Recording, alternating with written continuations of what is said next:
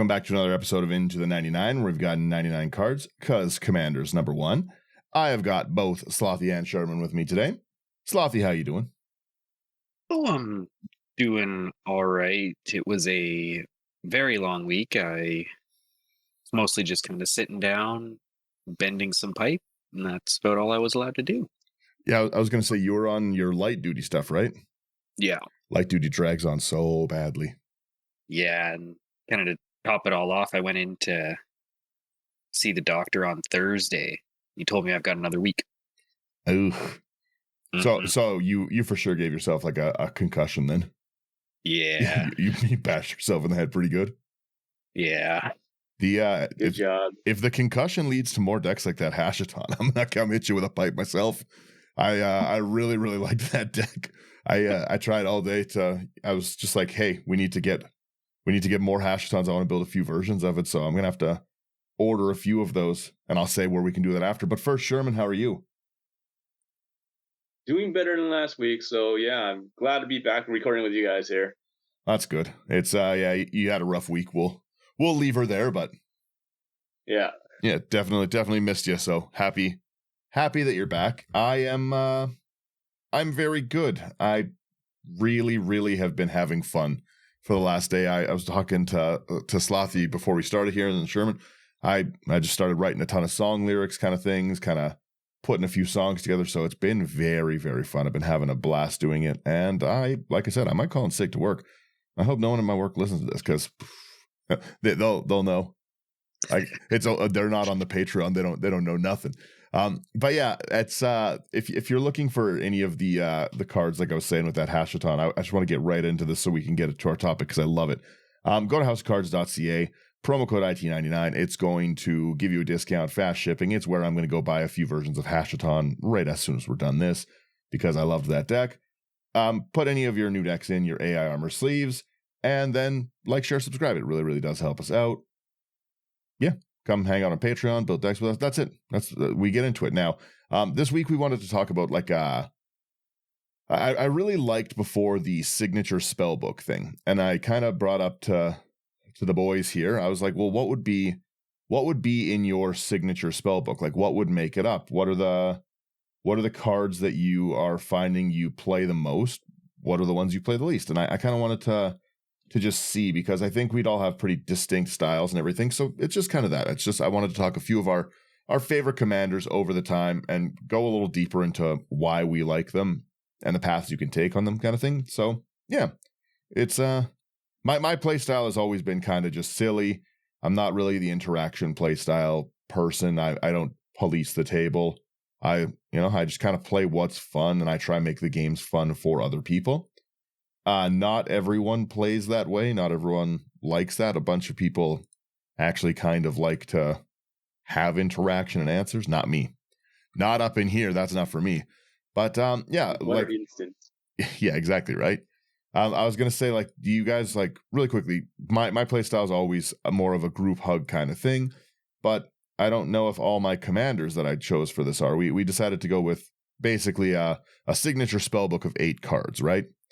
So, yeah, that's let's. I guess you guys kind of share a little bit about your playstyle options before we get into it, and we'll go from there. Slothy, go ahead. Sure. Yeah, my play style, kind of looking through my decks that I've built in preparation for this, I do a lot of kind of like in and out of the graveyard sort of things. Not to mention any of the cards, but Reanimator is a theme that I have noticed myself kind of trending more and more towards over the last year or so. That's kind of where I'm sitting right now. You kind of like that Reanimator style? Yeah, Graveyard's a secondhand sort of deal. That's fair. Sherman, how about you? How have you been playing lately? I'm all over the place. You guys know that.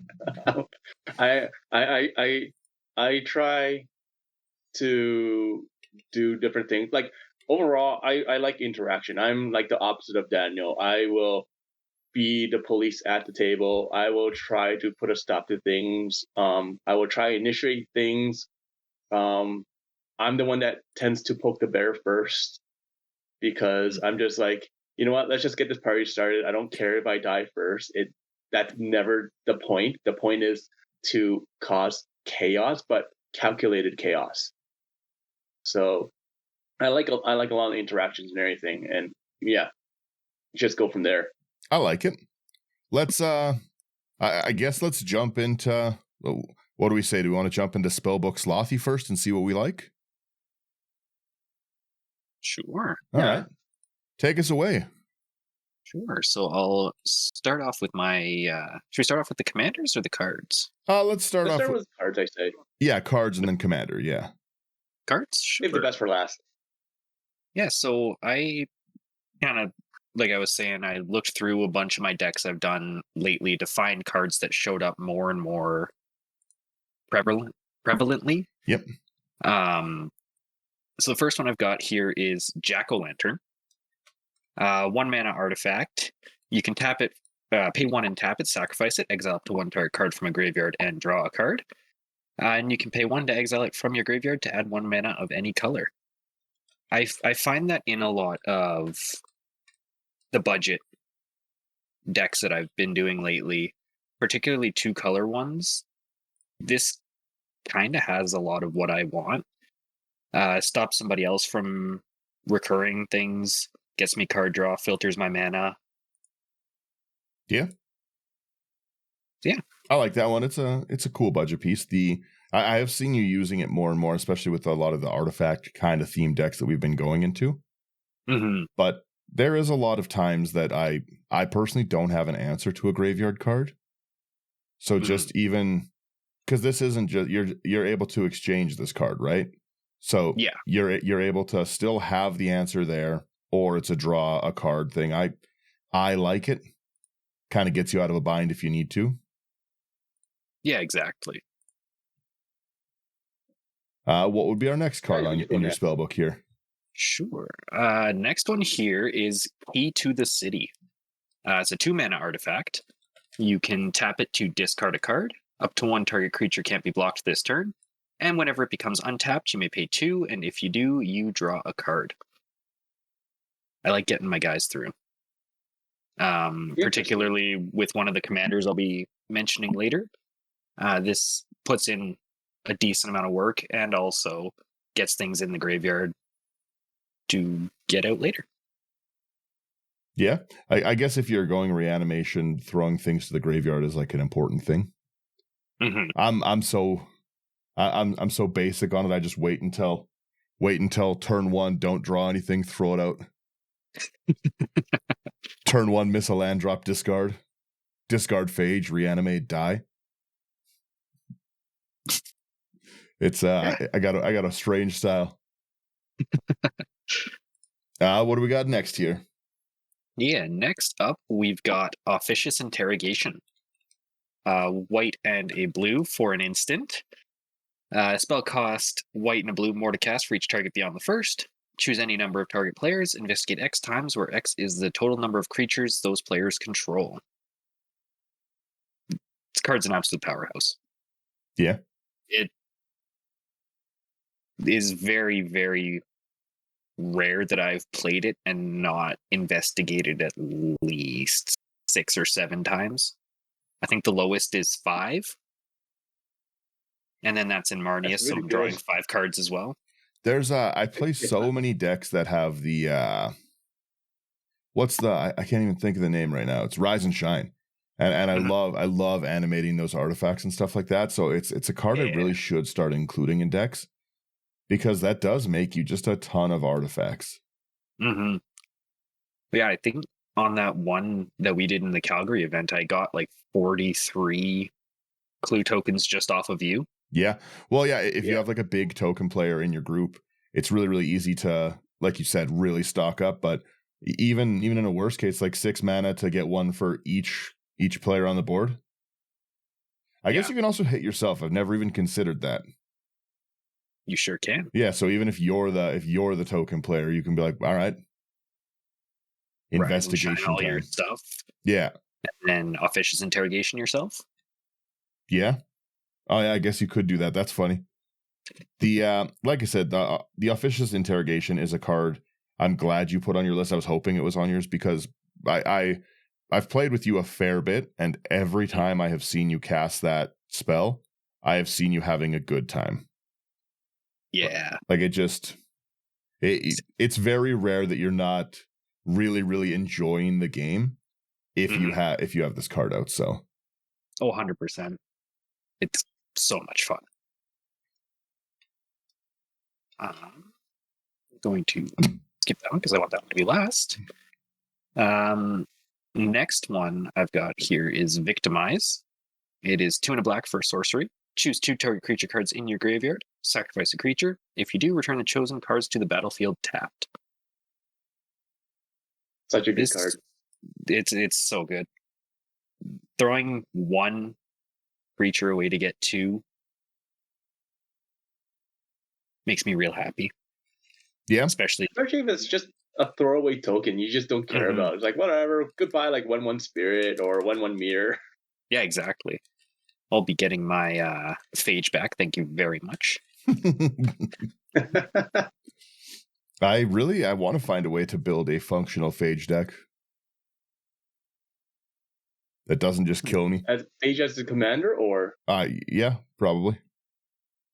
I think there's... I feel like you have to like just run a full list of tutors, get your end the turn cards. Yeah. But then you could key to the city, the Phage. Unblockable Phage is a problem. Just make it a complete stacks deck. Yeah, that's true. So the triggers don't trigger. There you go. I like it. Really quickly, when you're saying that, one of the cards I wanted to put on my list, I was just like, Toxrill. I have so much fun when I play Toxrill, but no one else has fun playing Toxrill. So I can't signature spellbook Toxrill, sadly. Coward. Toxrill's just float under the radar because of how nobody likes to hurt their playgroup like that. So it hasn't had to hit the ban list, but yeah, Toxrill's rough. Yeah. My fiance's brother asked me to make him a deck. So I gave him my box of legendary creatures to go through and just pick one that he found interesting. He pulled out Toxrill. Of course. Looking at these colors too, pretty easy for you to get into Esper and start victimizing, throwing away things, bringing back Toxrill and Elish Norn, and just wreck everyone's game. Oh, victimize Toxrill, Elish Norn. You trade a 1-drop for what's that, 15 mana or 14 mana worth? Yeah, something like that. Yeah, it's rough. I do really like Victimize. It's a very cool one. Mm-hmm. And my final one in my cards section, I want you guys to guess what it is. Ooh. Oh, I actually know. As soon as you said it, I knew it. I knew it in my heart. Sherman, do you know it? No, I don't. Let me take this one. Slothy, Strixhaven Stadium. Absolutely. Oh, yeah. Strixhaven Stadium. I should have known that. I knew it. I knew it in my heart.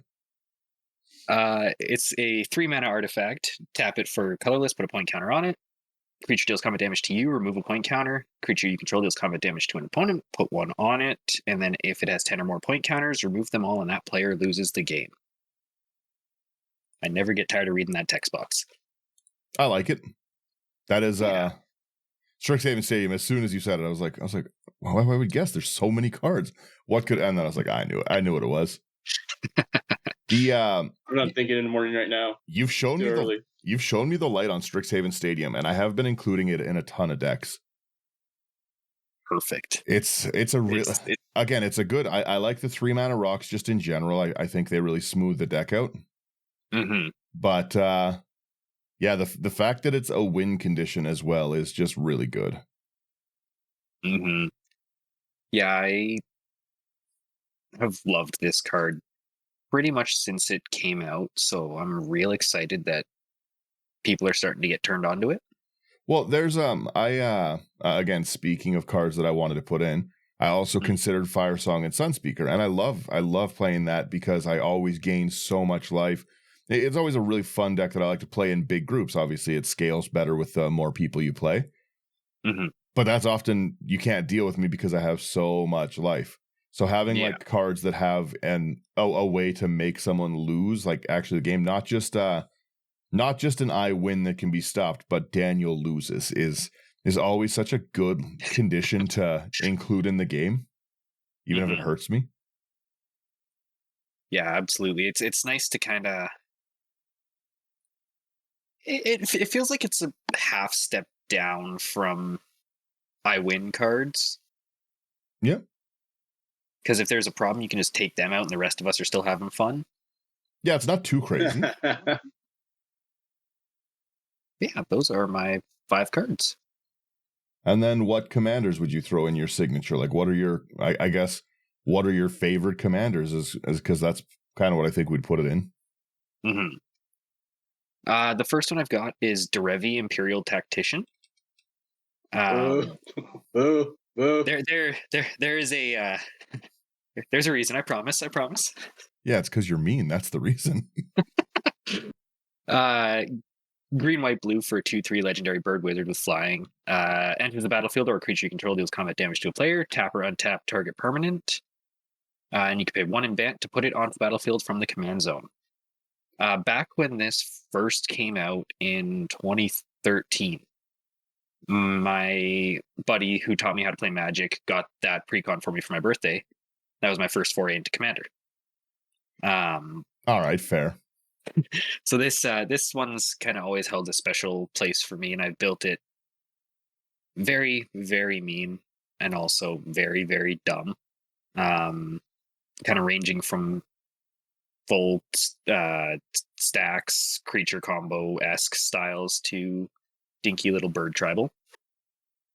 Yeah. And I like it. It's Derevi's kind of mean, but it's kind of fun.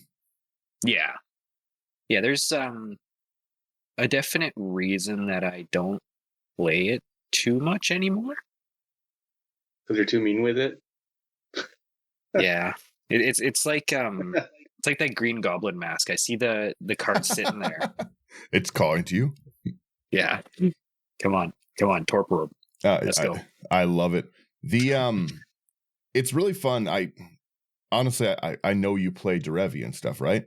But I haven't looked at a lot of these really old commanders in a long time. I kind of we talked about it with like the Magic Freeze episode. A lot of my decks are kind of stuck in time, right? And they're kind of stuck because of that with the play style I had at the time. So if I had a Derevi deck back then, it would have just been a mean deck. Whereas now I would try be like, oh, like here's like some cool things I want to untap or tap. Or I feel like I'd build a very, very different Derevi now. Yeah. But like again, it's just one of those ones that it's so far down the line of commanders from what was coming up. So it's really cool to see it on the list there because it's an OG for sure. Mm-hmm. And I actually kind of like you were mentioning with the Magic Freeze, I'm kind of doing something similar right now. Mm-hmm. So I've been looking at all these older, like 2013, 2014 commanders. And there's some real fun ones. Yeah. There's revisiting some of the cool old stuff with our new building styles, I guess has definitely been interesting for me at least. But like I said, the old decks, I leave them how they are. But I made not too long ago, I made a brand new Muldrotha. My one Muldrotha is really, really mean. And then I made a new one and it just ooze. I looked, I was like, oh, Muldrotha looks like an ooze on the card. I have ooze cards. What are we talking about? And it's nowhere near as good, but it's really fun. It's a cool theme kind of deck, right? Because Mimeoplasm is like, it's an ooze, but you're not going to exile your 0/0 oozes from the graveyard, play the worst Mimeoplasm deck in the world. Mimeoplasm dies to stay based every time. Yeah. I play Hardened Scales. I play like all of those other things. It still comes in as a 0 and dies. No. What's our next commander on here? The next one here, holy, I did not realize that this was $100 card now. We've got the 14th Doctor. Is it that expensive right now? Yeah, according to Archidect, it's $99.99 on Card Kingdom and $80 on TCG. There's not Is that another just drop, the hey? base one, or is it like the special one? Or No, that's both of them. There's only 'cause one version. good golly, I didn't realize Slothy was rich. Man, that costs like 4 times the price of the Secret Lair. That's really funny. What's the 14th Doctor do here? We've got a 4-color deck. Yeah, it is Hybrid Gruul, white and blue for a 3/4 legendary Time Lord Doctor. When you cast a spell, reveal the top 14 cards of your library. Put all Doctor cards revealed this way into your graveyard, and the rest of the bottom of your library in a random order. And you may have the 14th Doctor enter the battlefield as a copy of a Doctor card in your graveyard that was put there from the library this turn. If you do, it gains haste until end of turn. It's kind of cool. This deck is... Sorry? It's kind of cool. Like it has like all the self mill. It's gonna play different every time because of how you end up milling. Yeah. Yeah, you've got 17 different Doctors unless you add black Yeah, that you can Ooh. use. it's kind of cool as well because you don't lose the other cards, so you don't have to worry about whiffing. Mm-hmm. Yeah, and then you've got ways in there that can bring all of the Doctors back. Yeah, I guess there's a lot of reanimation still in these other colors as well, right? Yeah. And you can even, if you wanted to, throw the companion, was it Visler? 2 seconds. Yeah, Visler Turlo. In there, that'll get you all 5 colors. Oh, because all the Doctors things can just have a partner if it's the companion, right? Yeah. Yeah, so that's cool. Yeah, the Doctors don't need partner themselves, which is fun. Mm-hmm. I like that. Yeah. The Doctor Who stuff, like you said, it wasn't the set as much for me, but I know you were super into it. Yeah. And I've come to appreciate a bunch of the cards because of your playstyle. Well, I'm glad you're seeing the light. We'll see. We'll see. And then what's your final commander you've got here? Like what's your final spellbook card? The final spellbook card I've got is also from the Doctor Who Secret Lair. We've got the Meep. 2 and a black for a 0/4 legendary creature alien with ward, pay 3 life. Whenever the Meep attacks, you may sacrifice another creature. If you do, creatures you control have base power and toughness XX until end of turn, where X is the sacrificed creature's mana value. I always forget that's really strong. Yeah. That's really, really strong. It's such a fun deck, and it really does scale quite nicely. It's cool to have a mirror entity like effect that you don't have to sink all the mana into. Mm-hmm. Yeah, that, and then you've got your like mirror battle spheres, all the stuff with awesome ETBs. You can just sacrifice, bring it back, play it again, get the mirror, sacrifice, bring it back. Yeah, easy reanimation options. Mm-hmm. I like your spellbook options. Sorry? I said I like your spellbook options. They're very, I would say they're all pretty thematic. Like they kind of fit together. Yeah. He likes the graveyard. I kind of like that all of them, pretty much every one of them is like stuck with a variance, right? What you bring back, always variance. What you're sacking with the Meep, variance. The 14th Doctor, variance. How many tokens you're getting, variance. You're you have a lot of like cool stuff, and then you, like I said, it's very nice that you went to one of your OG ones. Mm-hmm. I like your little spellbook. It's nice. Thank you. I'm glad. Sherman, let's go with you. What do you got in your spellbook here? You have a unique playstyle. Right. You're all over the place. I am definitely all over the place. All right. Let's get this one out of the way. This is probably the most expensive card I have in the spellbook. That's going to be the Displacer Kitten. So for 3 and a blue, it's a 2/2 creature, cat beast. It has avoidance. So whenever I cast a non-creature spell, exile up to 1 target non-land permanent you control, then return the card to the battlefield under its owner's control. this is the most expensive card I have in the spellbook, and I like to flicker things and blink things, to the point where, like, I personally think it's like the most broken mechanic as time goes. Yeah. As you know, because ETBs are a really strong thing. Mhm. And anytime I throw this card down, I'm instantly the target at the table. I cannot get away with this. That's fair. So Displacer Kitten puts in work. I have never seen it not put in work a single time in a single game. It's always very cool. Mhm. yeah, it's one of those cards where like you have to kill on sight. If you don't, then things just get out of hand. There's so much protection because the moment you target something, person will just cast something that's like a non-creature spell, and then flicker it, and then the target's void, right? Well, yeah, So you it's don't even really have hard to. to get. You don't have to counter anymore, right? I target your Displacer Yeah. Kitten. You just say, "Interesting. I am going to path to exile your commander and protect my Displacer Kitten." So what's up? Yeah, so it's super hard to get rid of, and the best way to get rid of it is board wipe, right? Or just get rid of it as soon as possible if the person's tapped out. But board wipes are the way to go mainly. But yeah, because it's so hard to get rid of, it's one of those things that everyone has to get rid of as soon as they see it. Well, you specifically too. You're very heavy non-creature spell, right? I wouldn't say you're the creature heavy player in the group. So you have a lot of options all the time. You've got a lot of that. So Displacer Kitten, especially in a deck run by you, like Displacer Kitten in a deck by me, who cares? I put Displacer Kitten down. I got 60 creatures in the deck. You put there in there Yeah. because you're Yeah. doing a cat typal. Yeah, it's a cat theme. There you Yeah, go. I'm not a wise But man. yeah, like with me, like you said, like I run like anywhere from like 20 to 25 creatures. I rarely run close to 30. I think I always run at least 30. I run more creatures than lands in basically every deck. That's so true. What else do we have in our spellbook here? All right. Next one we have here is going to be Dawn Charm. So for 1 and a white, it's an instant.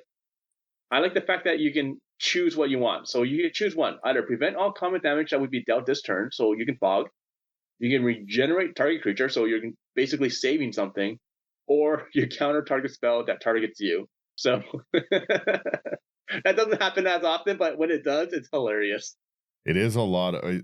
If I hit someone with like what's the it's the wealth one, the Esper wealth card. What am I thinking?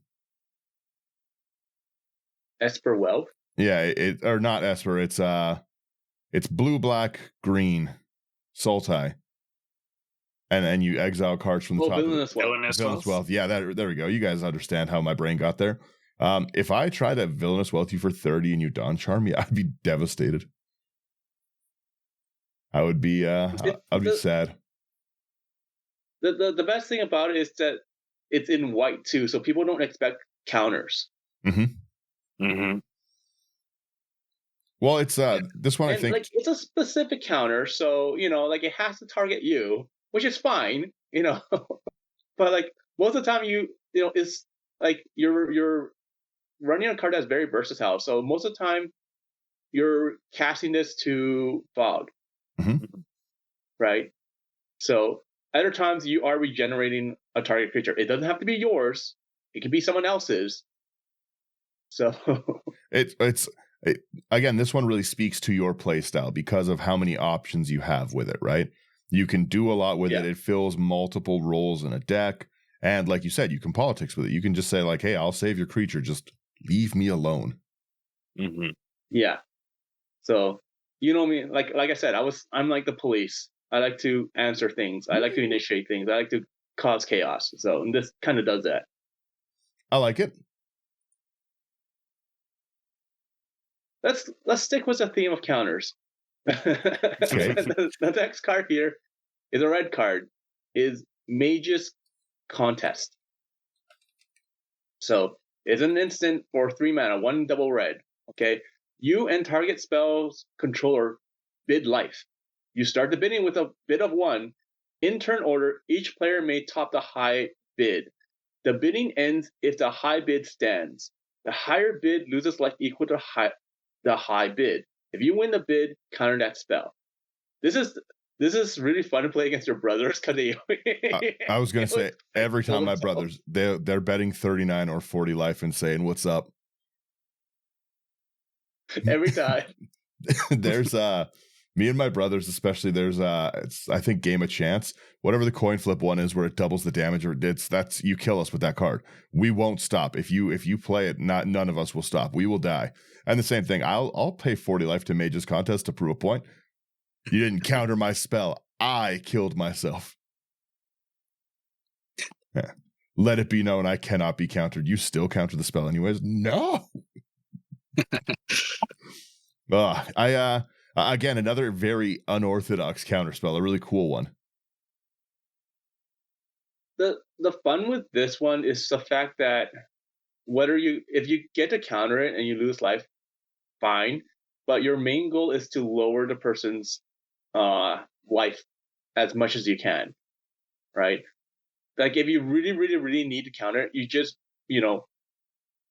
like push the limit. If you die, you die. You don't care. But most of the time, if you're in red, you're already hitting everyone and doing that the small amount of damage early on and just decreasing everyone's life. So you tend to be the one that has the highest life total anyways.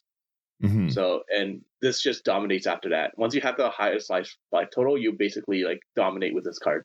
Well, you can also kind of force, like, again, we talk about Toxrill, right?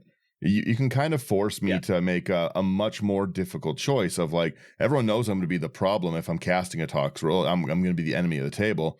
But if Toxrill cast cost now costs me 25 life because no one wants to, you know what I mean? That's a very, very different piece of math because I'm a lot easier to kill if I have 15 life left than if I have 40 life in Toxrill, right? Mm-hmm. Yeah. It's I like this unorthodox counter. Gets people every time. Well, and you don't see it coming, right? It's the life is a resource in Magic. I say it. We all say it all the time. But yeah, losing that much life to win. Again, I have 40 life to start, right? So throwing away 20 life isn't that big of a deal. If I really don't want you to have it, if I really don't want you to Cycrift, I'll throw 40 life away. I'm leaving the game one way or the other. Fair. All right, let's move on to the next card here. This card you guys have seen me talk about a few times, and that's going to be the Baton of Morale. So, it's cost 2. It's an artifact. For 2 mana, target creature gains banding until end of turn. You knew I had to throw in a banding card. You love the old odd mechanics. Yeah. The thing about Baton of Morale is that you can give banding to your opponent's creatures. So if someone has, like, let's say a Cradle Hoof, then they swing out at someone, okay, and they have like a few blockers, you can give those blockers banding and redirect all trample damage to the one creature that's blocking instead of going over. So you can potentially save people. Yeah. It's fun that you get to choose how damage is assigned with banding. It's again, it's another thing people never build and play around. Because if I have a deck that only wins through trample, good luck. Yeah. You assign 180 damage to my Soul Warden. I will gain a life. Yeah. Right? Like, it's fun times. The Baton of Morale is an interesting card. And again, it's not something you see. It's hard to I like things that are weird and unorthodox. I strongly suggest people to try the mechanic just because it is very powerful defensively. So everyone's always about, like, being offensive, going all out, stuff like that. Sometimes you just want to sit back and chill and watch the world burn, and this helps you. I like it. And all right. What's your final spell in this one here? My final spell is going to be a Frantic Search. It's something that you guys always see me putting into decks. I always, like, this is a staple for me. So Frantic Search is 2 in a blue.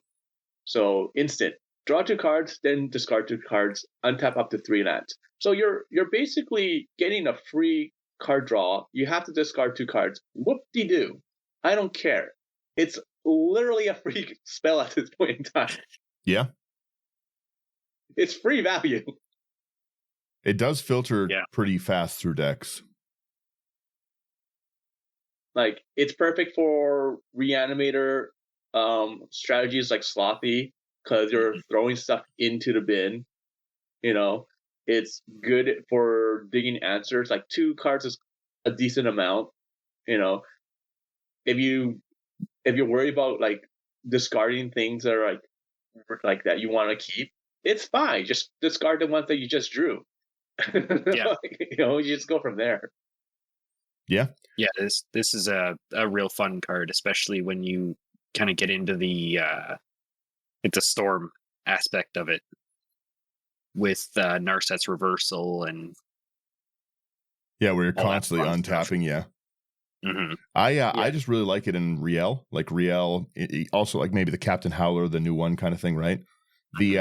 I just really like having that. Like in Riel, this is a free spell that draws me 4 cards, which is great. I'm better with this spell. I'm better than Ancestral Recalling. I like it. I should have put Riel on my list. I got too many decks. You have a lot of decks. I always cycle through mine. I always swap mine out. So yeah, I wish I had. Right. I wish I had the self-control. Okay, so now we're down to my 3 commanders.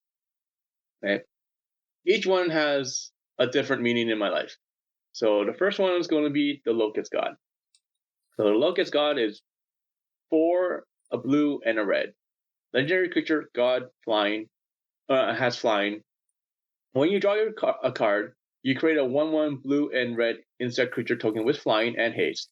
For 2 and a blue and a red, draw a card that's discard card. When a Locust God dies, return it to the owner's hand at the beginning of the next end step, and it's a 4/4. So the Locust God is already strong. We all know that. The reason why it's in my spellbook is because this is the very first commander I built on my own. All the other times I built commander when I was getting into the game, I had someone sit down, help me out. I looked things up and stuff like that. But I always had help. This is the first deck I ever built on my own. And I played around with it, doing different things. And it, like, let's face it, the Locust God is just really strong. So you can build it in almost any way, and it does really well. Yeah. Again, built-in mana sink, token generation with flyers that have haste. It has flying. It's very hard to kill. Yeah. And it does the one thing that I love to do in the game, and that's draw cards. Mm-hmm. Yeah. So, yeah. That's all that matters. Locust God goes a little silly. All right. The second commander I have is Wrath Capuchin, Ship's Mage. Okay, so for a 2 and a white and a blue, okay, the human wizard has flash, it has flying. You may cast historic spells as though they have flash. So historics are going to be artifacts, legendaries, and sagas. Okay, most people know I like to play with artifacts.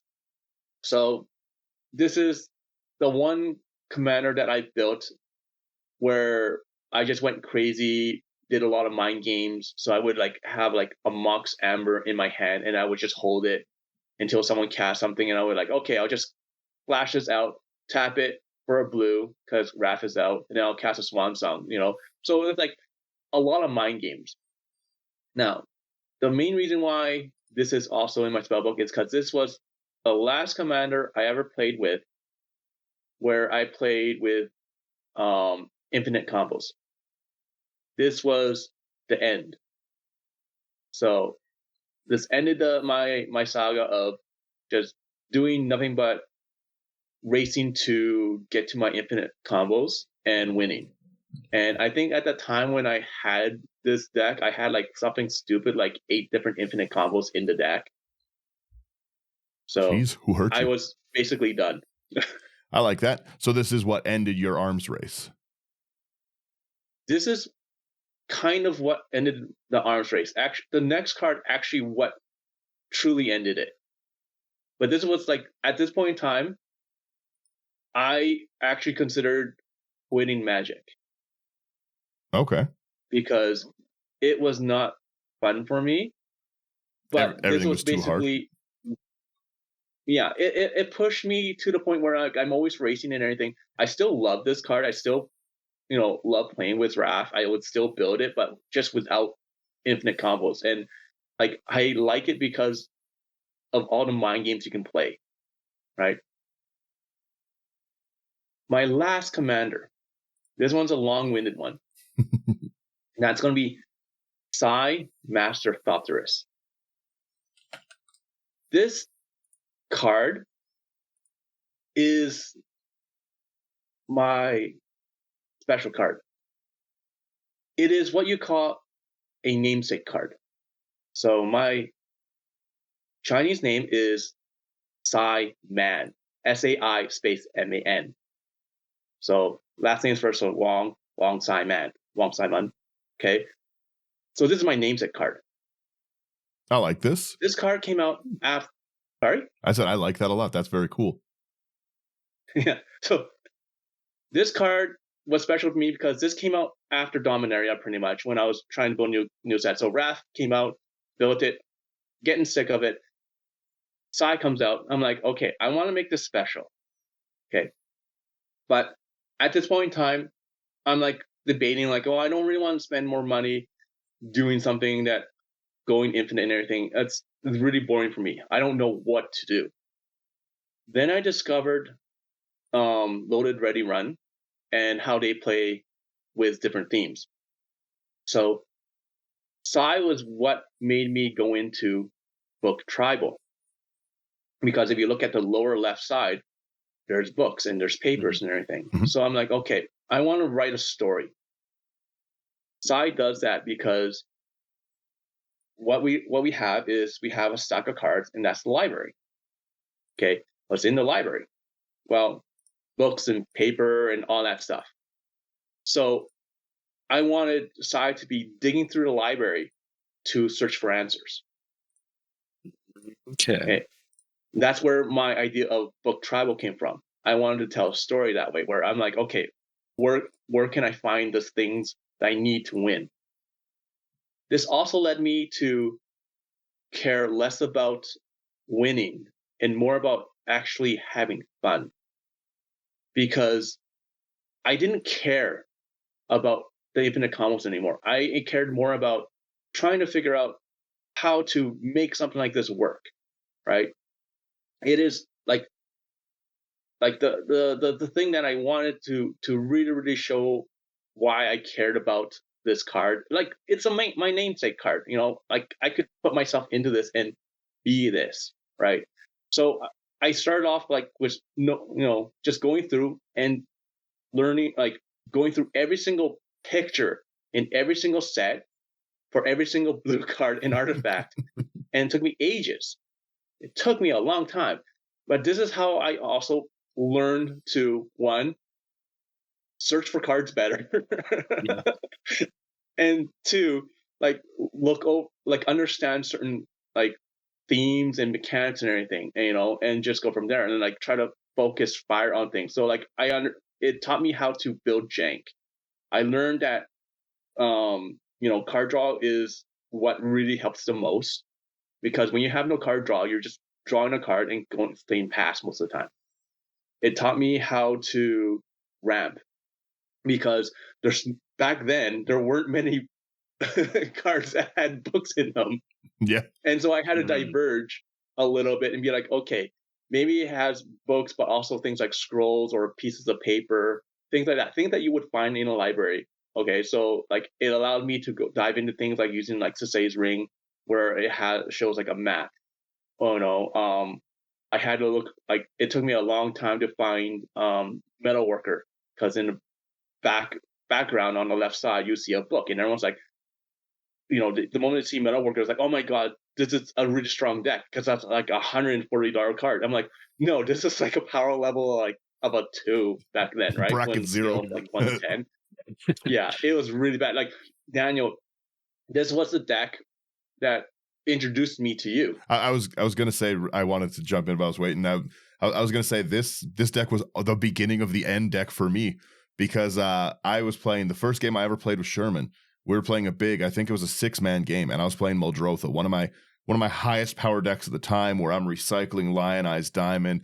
I got dual lands, and the guy I see across the table from me is playing a deck and everything's book theme. And he's got a bigger smile than anyone else at the table. He's having a great time doing it. It's making I loved it, and I took that away from it of like, this is like such a silly, and honestly, like the book tribal introduction cascaded me away from a lot of the powerful decks into just, I'm gonna build silly nonsense. I saw someone play the silliest nonsense I've ever seen, and I was like, I have to capture some of that magic myself. Yeah. So, and that's the magic of this commander and this deck theme. Like, my book tribal no longer has Sai as the commander, which, happens, but the theme is still there. And what I loved about it is just that it does kind of tell a story. It does show other people that, hey, you can still play and like do well if you want to do a theme. Because like, when I first started up this deck, it was really bad. I worked on it. I still have it, and it does really well now. It has some wins under its belt. It doesn't win all the time because it's hard, but yeah, it does really well still. And sometimes I am the threat. So, but yeah, like this is like my Magnus Opus. He is the one thing that started all this journey for me, that made me fall in love with the game again. And it's not that, it's not to sit down and to focus on winning. It's to sit down and play with a bunch of friends and have a good time and hopefully just tell a story. Mm-hmm. I love it. That's my last one. you guys, I'm about to get into my spell book here. So much more thought into your guys'. I have a caveman brain. I'm like, whoa. So wait, what do you mean I can't put Rigo 8 times?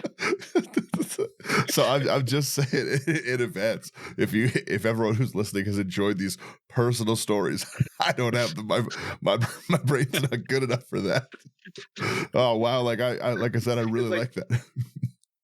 I will. Yeah, we see Rigo Howling Mine. You got a few on the list already. Let's start with one of the ones. This is one of the only enchantments I frequently play, or instance. Sorry, I play lots of enchantments. For me, one of the very first ones is going to be our Blue Sun Zenith. I put Blue Sun Zenith in so many decks because I really, really like I like to draw cards, so it's kind of for me. Mm-hmm. But it's I like it. It's kind of, for a lot of games, I'm able to help draw someone out. It lets me politics. It lets me mana sink. Like, Blue Sun Zenith always makes me happy to cast. There's better cards now that exist, but I have it in so many decks. There we go. Spellbook Daniel. I've got it just in so many decks that I have just kind of really, really grown to love this card. And I was looking through, I have a lot of my decks like scanned in and stuff, and I was looking through, and I have this in more decks than I'm going to currently admit. That's all I'm going to say is Blue Sun Zenith kinda is if I have one, I put it in card usually. So yeah, let's as well, I'll jump into our next one immediately, which you guys rightfully called out, and it is that Howling Mine. I live for this card. It's one of my absolute favorites. It's a namesake. I've had people at events, I've had people on Patreon, Instagram, all of them be like, you know what? I actually play this card now because of you. I love this card. I put it in every deck. I generally have the feeling that I have enough gas in my deck that I'm going to out accelerate everyone if I'm drawing anyways. but I just find that Howling Mine makes a more fun game. What I find with Howling Mine is that a lot of people are like, okay, like why would I give everyone card advantage? But you don't understand. When you give them card advantage, you're not the threat. You're the friend. People want to keep you around. Mm-hmm. It's also kind of fun to a lot of my cards are draw themed. I looked through my list and a lot of them have draw in them, and it's kind of fun to overwhelm people with options, right? A lot of people spend like the turn around the table thinking, I'm gonna do this, I'm gonna do that. Now they have 7 new cards in their hand and they don't know what to do with these new cards. It changes the game, it changes the math. Like I do see a lot of people get overwhelmed by the number of cards I give them in group hug decks. And I see people play suboptimally because of it. But I just love it. I think that Howling Mine can change the night for some people, right? If you're having a bad game, you're stuck on one land or something, and you're able to get to that other one because you get these extra draws. I find that it is a fun card for the table. Yeah, Howling Mine is a blast, and it is one that you have turned me on to. It is now in most of my non-super budget decks. Yeah. It needs reprint. Get this down to a 50-cent card and I'm going to buy a stack. Yep. I'm gonna stock back up. Yeah. I keep saying like, oh yeah, you can't find this card. And then I have this card. And I kid you not, I did look today. I kid you not. I have this card in 413 decks. Holy smokes. There's a reason we can't find Howling Mines. We have Howling Mine at home. I was looking through my most common card, and Howling Mine is real high up there. I have a lot of decks that have like your traditional Lana Wars or that, but I really am stalking these Howling Mines. Oh, one day if I ever sell my collection, it's gonna be just kind of silly to drop just a stack of 400 Howling Mines. What do you give me? Well, that's the thing. Like people will see like the stack of Howling Mines, like, oh, it looks like this person just tried to collect all of them, thinking that they would go up in value and just farm them off. But that's not the truth. No, I want them to go down in value. I want more of them. No, Howling Mine is definitely a staple card. I would say Howling Mine, Temple Bell, and Rites of Flourishing all kind of are the same one. And then I really, really like Juriper Ori is something I really wanted to put on here because I love playing Juriper Ori, but it wasn't as favorite as all of my other ones. The next one is the embodiment of my play style. It's everything that I do in games and more. And it's also the way my wife is learning to play, which is hilarious. It's Finale of Glory. I loved the entire finale cycle, but oh, do I ever love to, I don't end games. Oftentimes, if you're playing with me, we're playing. We're having a good time. We're visiting. And I'm trying to see how many tokens I can get on board. So I don't often end games, but Finale of Glory is just one of my favorite, like, dump mana into cards. It goes so aggressively hard. If you don't counter Finale of Glory, you often lose. And one of the silliest things I've ever seen is and a reason Finale of Glory is one of my favorite is because teaching my wife to play Magic, my wife's a very nice lady, and she doesn't want to hit anyone. She just wants to play around and have a good time. But we were playing a big game, and she had, I think, 40 creatures out with Jetmir. She's really a problem at the moment. She got Jetmir on board, 40 plus creatures. She dumps, I think it was 25 mana into Finale of Glory. I'll read Finale of Glory. But Finale of Glory is X double white. You create X 2/2 white soldier creatures with vigilance. If X is 10 or more, you also create X 4/4 white angel creature tokens with flying and vigilance. So again, it's quite the powerhouse card, especially if you're dumping all of that. If you're over that 10 mana, you're getting 20 creatures. It's crazy. It's a lot. So anyways, my wife. More, huh? There's more if you put it on Coma, sorry. Yeah. It's a lot. It's a lot. But yeah, so my wife has Jetmir out. She got 40 creatures on board. She's scaring me. And she dumps like 25 or whatever, 25, 40. I can't even remember what mana. It's a lot of mana. Regardless, the story doesn't matter how much mana. It was a lot. And Brian obviously was like, I'm going to counter that. And she's brand new to Magic at this point. She's like, what does that mean? And I was like, it means you don't get to cast that spell. And she just like, for a minute, just like was, can I kill him? And I was like, yeah, you definitely can. I'm pretty sure because it's tap Brian out. And she's like, okay, I swing at Brian. I was like, oh, what do you want to swing with? She's like, everything. So she smashed him for like 400 damage for countering the Finale of Glory. It was one of my favorites. Just like it was not a good threat assessment. I'll tell you that, because Kayla would have just sat with those creatures just like I do. But yeah, Finale of Glory is just one of my favorite finales to dump that mana into. Getting the big board state of the angels with flying and vigilance and the soldiers with vigilance. Oh, it's so fun. And it's the embodiment, like I said, of an all-out card. Like you don't Finale of Glory 30 mana deep unless you're a confident person that no one's holding counter spells. You got to go hard. I'm a big fan of that one. The other one I have that I just had in a lot of decks, and I wasn't guessing it, but I do like it, is Awakening Zone. I play Awakening Zone all the time. I really, really like to make tokens. These tokens are the Eldrazi ones that give you the mana. So Awakening Zone is 2 and a green. Beginning of your upkeep, you may create, you don't have to, but you may create a 0/1 colorless Eldrazi spawn token, and it has sack it, add 1 mana. I really like to get this out early in a game, right? It's not like the thing is, it's ramping you every turn in more ways than one. It's giving you creatures, it's giving you mana ramp, but it's not scary enough that people are going to target a lot of their removal at, right? Like you have more problematic things. These are just my little pesky 0/1s. Like why do you care? So a lot of times I find Awakening Zone really flies under the radar until it's generated me far more mana than I needed in the early game. Like I really, really like it, but it's, you know, if you're just on curve and you have your 3 mana on whatever turn you drop it, and you play a mana next turn, you're up to 5 mana in a turn instead of 4. And that does really push you ahead of people. Yeah. Like I said, most of mine are pretty simple and stuff. The last one on it as well is I would say guess, but again, I play too many decks for people to guess. But I do really put this in a lot of decks. It's another one that I have tons of. And you see everyone talk all the time about, oh, well, you know, I don't take that deal, but everyone takes the deal. I put Tempt with Discovery in every place I can put Tempt with Discovery. I oftentimes, it's not even because I'm going to get good lands. I just tell everyone, like, I'm going to get forest. You guys, you do what you want to do.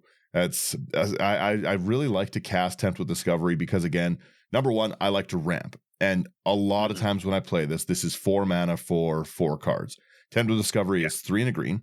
You search it has Tempting Offer. Search your library for a land, any land, put it onto the battlefield any way it comes in, so it doesn't have to be tapped. Each opponent can search the library for a land, put it on the battlefield. Each opponent who searches this way shuffles, and then for each one that does it, I get to get an extra land. So a lot of people, you see it a lot of times come out for, I'm going to fetch a Cabal Coppers, an Urborg, but I just generally use it for a ramp card.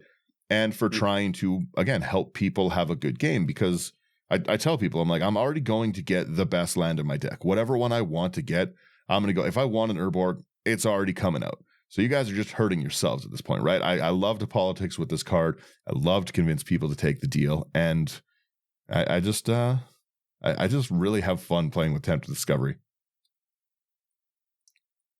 Sometimes Sherman doesn't take the deal, but sometimes he does because everyone else is taking the deal. I'm convincing enough to get mine, baby. Yeah, I'm convincing enough to get everyone else in. So these are mine. A lot of them are they're all kind of group hug or token based kind of, and those are really like my 2 favorite play styles are group hug and token. Mm-hmm. And then my commanders are honestly probably pretty predictable. And I'm going to go with the first one you guys predicted, and that's Rigo. And if you've listened to this podcast at any point in the last year, you will have heard me preach the glory of my Cat King. I love Rigo. I have so many versions of Rigo. Again, it has it's insane draw engine built into it. It has a shield counter when it comes in, so it's harder to remove.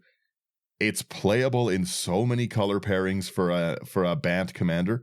It's a hybrid Selesnya, so a red or a white, then a white, and then a hybrid Azorius, so a white or a green. or white or a blue, yeah. And it just, again, I have mono white versions of this. I've got artifact versions of this, infect versions of this, like small creatures. I really, really like it. So Rigo's a 2/2 cat for that 3 mana, and whenever you attack a player or planeswalker with 1 or more creatures with power 1 or less, you draw a card. I rarely in Magic have more fun than swinging at people with a 0 mana creature or 0 damage creature. I think it's so fun. I enjoy it. Again, nobody really threat assesses me when I play Rigo because I'm not doing anything. Most times you're taking a damage, because what am I going to do? I'm going to swing 5 zeros at you to draw my 1 card? No, but it's such a monster draw. Like, you're, even with nothing else to help you draw and just your board of trash creatures, Rigo's enabling you to basically be drawing with your beginning card turn for a turn. And that's so easy to play things out, to get exciting games. It really, really makes Rigo consistent. A lot of my Rigo decks would be considered like bracket 1 stuff. They don't tutor, they don't do, but they perform. They really perform, and Rigo's like a good testament of how intention matters, because I know that this draw is making it consistent. I know that I'm not gonna, they're all 1-drop creatures. They're all trash. I'm not, you know what I mean? I'm not flooding out trying to cast a Savannah Alliance here. So I just, Rigo's been just one of my favorite ones to build. I've got to play it at a few of the face-to-face events, which has been a blast. Everyone I've seen played it with has had a fun time. So Rigo had to make a mention on the list. The next one is, I guess it's kind of like you guys. I have a little bit of a story, but it's not as nice. This is the deck I have the most fun playing of like any deck. I think like there's a few decks that I would never take apart, and my Belladross one is one of them. My Belladross deck is like one of my favorite decks. I love what Belladross does in general, and it had to make the list because of it. It's one of the silliest decks I ever built, and it was, again, I built this at a time when I was playing games with Sherman and I was looking for silly themes. And losing my own life in the game is the silliest of all themes that I've been able to find. And I think the games that I've made people some of the angriest with are with Belladross, because my whole deck's like purpose on it is getting my life 2-0 or 1 basically, and then switching life totals. It's so fun. I have such a good time. My Belladross deck, I think, is like $60. Oh, it's just nonsense, but it's such a monster engine of a card. But I love this getting out. So Belladross is 5, a black, a green for a 4/4 Elder Dragon with flying. It kind of has a Tender Shoot Dryad effect. At the beginning of each upkeep, you create a 1/1 black and green pest creature token with, when it dies, you gain a life. And that's awesome. That, as someone who lives the token making dream, I love a commander that goes around. It's these are chump blockers now. They're sacrifice fodder. They're gaining me life. I really, really like it. Like the Life and Loss stuff. If you've never listened to our Life and Loss episode with Belladross, like the Belladross deck, you should check it out. It is one of the decks I'm the most proud of ever making, and I love it so much. But Belladross really, really shines with this absolute nonsense garbage ability. So when you drop Belladross down for 7 mana, a lot of times that's the end of the turn. That's a big play. You're really out there. But Belladross has pay 10 life, untap all lands you control, activate only once each turn. This makes your Belladross deck so expensive. Like, being able to, if you're just using raw mana, tapping 7 and then paying 10 life to get 7 more mana is essentially like taking an extra turn. It's almost like you're taking an extra turn with your Belladross deck, because you're getting nearly a full fresh untap. I love every part of playing the Belladross, and it's been one of my I think it's Brady that has a Belladross as well. And I just really, really like seeing how people build it, because it's just a fun commander. But Belladross had to make the list because it's just one of those commanders that this Belladross would have been like my third place. It would have to be Belladross or Kenrith, just because I own so many Kenrith decks of different themes. But Belladross, I think, is more interesting to see, right? Like, oh yeah, Kenrith, Daniel loves 5-color decks that you can do anything with. Yeah, it's like Belladross. Like I said, it goes a little silly with most of it. And then my final commander is I think everyone has seen me play a version of this, but my final commander for our spellbook would have to be a Selvala Explorer Returned. It's always consistently been one of my favorite decks, one of my stronger decks. I've got I think 8 or 9 versions of Selvala. I have like a really, really fun interaction one where it's like a competitive kind of deck where you basically get your infinite untaps with like your Umbral Mantles, those kind of things. And then you, because it's a mana ability, no one ever gets a chance to react, no priorities passed. And then you just cast your Angel's Grace split second again, no one can react. Then you just draw everyone out. That it's a really, really fun competitive way using like mana abilities as a thing. But I also just really, really like Selvala. I have a Primal Surge Selvala deck. I've got an Angels and Elves Selvala deck. Like Selvala really does a lot. I have a Group Hug Selvala deck, obviously, but it does what I like the most. This commander ramps, and this commander makes friends at the table because of its abilities. So Selvala Explorer Returned, which I've ranted about now, is 1 green, 1 white for a 2/4 Elf Scout, and it has the Parlay ability. You tap it, each player reveals the top card of their library. For each non-land revealed this way, you get a green and you gain a life, then each player draws a card. How fast Selvala can ramp is like pretty nutty, because if we're in a 4-player pod and I drop this on, let's say, turn 3. Turn 3 goes, we go into turn 4, I play a land, I have 4 available mana, I parlay and we hit for everything. I gained 4 life this way and 4 mana. So I'm at 8 mana on turn 4, which is very, very difficult to come back from, right? Like that's why it's so fun to Primal Surge with this version of Selvala, because you get to that Primal Surge number. That's the only card in the deck. I have a Primal Surge Karametra deck too, the same kind of premise. But yeah, you do that, you get through it. The Selvala is just an interesting card in my opinion, because like I said, it helps everyone get that draw. No one doesn't like the parlay ability. Selvala kind of stays around a lot of the time. And yeah. True. It's true. Everybody wants that card draw. Everyone wants that card draw. And it's just fun. It's kind of fun. I like that it kind of gives us all a little bit of game knowledge of what's going on. Because for me, you're just seeing creatures, but now I know Sherman's holding that counterspell. I was pretty sure he had one in those mitts, but now I know. No, you know I have at least one. that is true. I know at least you have the one. But yeah, I really like I said, I think this was fun to go through just the what we like. Like what did you guys think of my little list here? I like it. Definitely fits very much in what I believe your play style is. I've seen you play every single one of those cards, every single one of those commanders at least twice. Yeah. There was no Golos. I'm disappointed. Bring it back. Bring it. I thought about doing Golos. I thought about Rebellion putting Golos on the list. Golos, Primeval Titan. Leovold. Yeah.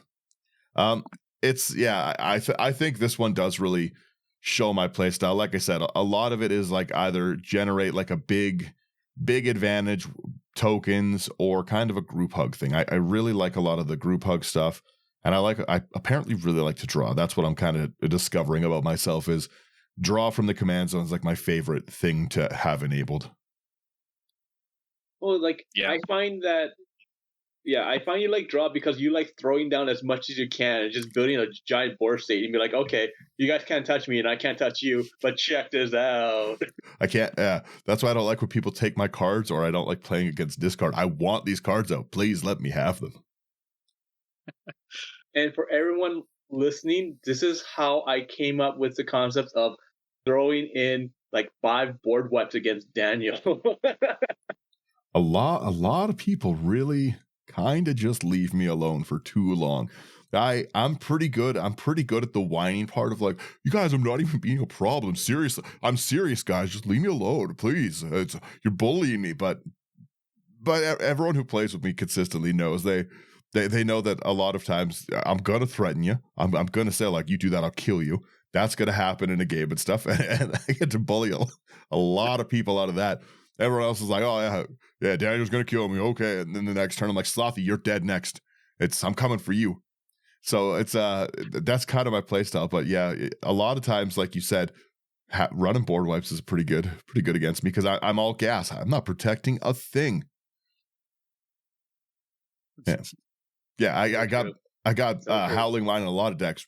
Don't have Lightning Greaves in a lot of decks. Tell you that right now. I have a stack of Lightning Greaves, Yeah. and every time I go through like my box for building stuff, I'm like, oh, Lightning Greaves could be like okay, and they're like, and then I like end up putting like another Mana Rock in. I'm just like, that's fine.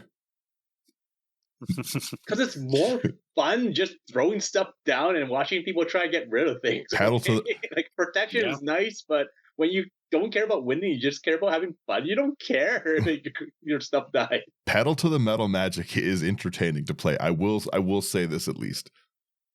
I like I said, I really like these these like small, because there's so many cards in Magic that you could have chosen. I really like, and I love seeing that there's like the difference. They're all pretty budget lists except for Slothy's for some reason now $100 card. Yeah. 14th Doctor being $100 is absolutely crazy. I was gonna say, you take your one secret layer card out, and it's like it's all down to like a $20 list. Like none of our stuff is like I need a Sylvan Library, Lionized Diamond. How we've all kind of evolved as players is really nicely, I think, summarized into these lists of like, again, the unorthodox counters, the multiple modes of being able to do things, the okay, well, I want to reanimate things, or I really like this targeted I really like that these kind of shine our playstyle. So again, this is very fun. I wanted to do this for a while. We've talked about this one for a bit, but it's really nice to see the it's kind of nice to just, because and I hope everyone who listens kind of does the same thing. It's nice to self-evaluate how you play, what you play, and like why you're doing it. Because maybe if you look at your spellbook, if you're looking at your spellbook and your constant cards are like the highest of powers, you know, it's just like if everything is just like Smothering Tithe, like Rhystic Study, then maybe you have to look a little inward and be like, is this the player I want to be known for? I love being the player that's known for a Howling Mine. I love that like both my friends knew there was a Howling Mine on this list for sure, right? It's to me, like it's fun. I really like that. So it's nice to like introspect on our own play styles, and it's also really nice to just like see the cards that matter to other people and stuff. I didn't know that about Psy, and now I want to build a Psy deck. I want to build because I just really liked. I was like, yeah, that's a cool card. The card means a lot to Sherman, and now I must have one. Now I've got to have my own. Yeah, that's it. I'm like I said, I had a blast doing it. What were you saying, Sherman? How about you build a side deck, and then Sloth, like I build something from Slothy, and Slothy builds something from you. I would absolutely love to see some of that. I would love to see someone build one of my like 3 commanders. I'd love, you know what? Honestly, I just like, as a fun thing, maybe like in the follow-up, eventually I'll do it. I would love to see like, I'll build one of Sherman's, one of Slothy's, and then the same way. I would love to see like how people would build these things. I like it. Yeah. A follow-up episode should be coming. Belladross the Slothy way. To be honest, it'd be a strong reanimator. Yeah, but yeah, that's like I said. I'll wrap us there and stuff. There's my button. Thank you guys for getting through our spellbook episode. What would you put in yours? I want to know, like, what's your favorite card, your go-to card that you reach for as much as you can and stuff, right? What's everyone's favorite commanders? And yeah, I just, is there a card that really means a lot to you? Definitely reach out into any comments and stuff. I just looked through all the Spotify comments, and a bunch of them had me howling laughing. I really like those. So thank you everyone who leaves those comments. Like, share, subscribe, comment. It does really help us out. People see it more.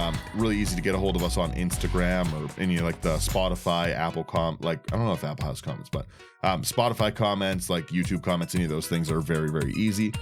If you want to support us above and beyond, like, share, subscribe. By the way, a lot of people have gone and given us ratings, which is very nice lately. So you guys, when I call everyone animals, that's not you guys. Thank you everyone who's done that. Come over to Patreon though if you want to go above and beyond that. It is a nice like way to directly support what we're doing and also to interact with us a little bit more. If you like any of these cards, you want to ball out like Slothy with his 14th Doctor here, go over to houseofcards.ca, promo code IT99. That's going to get you a discount. It's going to support us. It's going to support a great store as well who has fast shipping and wonderful products. So definitely go check them out, and AI Armor sleeves for any of your new decks. And yeah, that's it. Now we just roll it out, and I try to think of a nice way to build a Derivi deck.